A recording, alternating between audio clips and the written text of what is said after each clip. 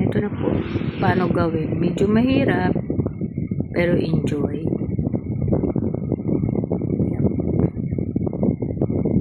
Yan. Isa-isa po yan. Paano gawin? Ito yun. O yan. Paano ginagawa ito? Mahirap, pero yan.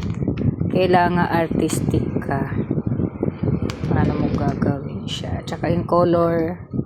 Siyempre, pag nagsuot nito, yung magsusuot nito, kung ang damit niya ay red or black, contrasting dapat yung kanyang bracelet ay medyo in colored with dun sa kanyang damit.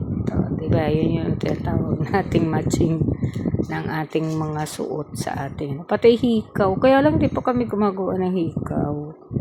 Kasi tulog po yung marunong gumawa ng hikaw. Si tulog po yun. Sige po. Naasahan namin ang inyong suporta sa aming project. Bye-bye.